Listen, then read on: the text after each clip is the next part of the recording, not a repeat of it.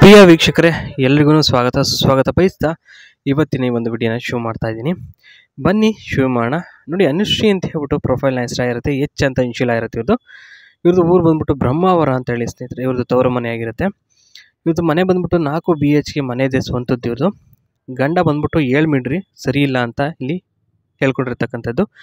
ನಡೆದ ಘಟನೆ ಬಗ್ಗೆ ಈ ರೀತಿಯಾಗಿ ಹೇಳಿದ್ದಾರೆ ನೋಡ್ಬೋದು. ಕಳೆದ 3 ವರ್ಷದಿಂದ ಬೇರೆ ಸಂಬಂಧ ನೋಡಿಕೊಂಡು ಬೇರೆ ಮನೆ ಮಾಡಿದ್ದ ಗಂಡ. ಈ ವಿಚಾರ ನನಗೆ ಗೊತ್ತಿರಲಿಲ್ಲ.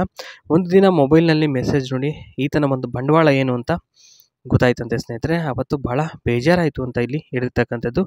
ಸಮಾಚಾರ ಬಂದ್ಬಿಟ್ಟು ಸುಖ ಕೊಡೋಕೆ ಮಿಂಡ ಬೇಕು ಅಂತ ಇಲ್ಲಿ ಹೇಳಿರ್ತಕ್ಕಂಥದ್ದು. ಸ್ನೇಹಿತರೆ, ಇವ್ರದ್ದು ಬನಾನಾ ತೋಟ ಇದೆ, 3 ಎಕರೆಗೆ ವಿಸ್ತೀರ್ಣವಾಗಿರ್ತಕ್ಕಂಥ ಒಂದು ತೋಟ ಇದೆ.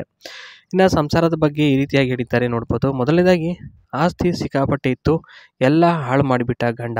ಜಗತ್ ಮಿಂಡ್ರಿ ಎಲ್ಲೆಲ್ಲಿ ಚೆನ್ನಾಗಿ ಖರ್ಚು ಮಾಡಿದ್ದಾನೆ ಅಂತ ತುಂಬ ಚೆನ್ನಾಗಿ ಗೊತ್ತಿದೆ ಅಂತ ಇಲ್ಲಿ ಹೇಳಿದ್ದಾರೆ.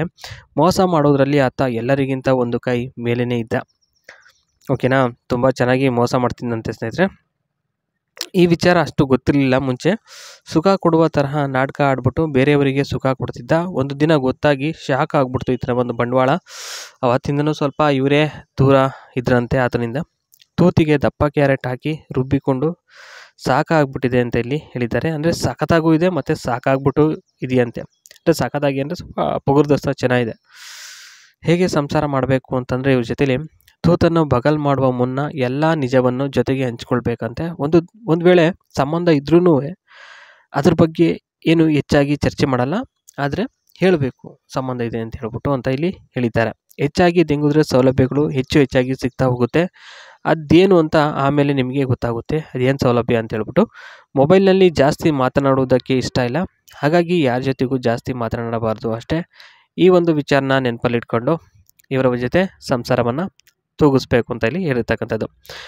ಏನೇ ಇದ್ರೂ ಪರವಾಗಿಲ್ಲ, ಮನ್ಸು ಬಿಚ್ಚಿ ಮಾತಾಡಬೇಕು, ಅದು ಮೇಯ್ನ್ ಇರ್ತಕ್ಕಂಥದ್ದು ಸ್ನೇಹಿತರೆ. ಓಕೆ, ಮನಸ್ಸಲ್ಲಿ ಮೊಂಡಕ್ಕಿ ಥರ ಇಟ್ಕೊಳಂಗಿಲ್ಲ. If a planning it outdoor, select a location in full sun to partial shade depending on the variety and sheltered from strong wind, as the leaves are susceptible to damage.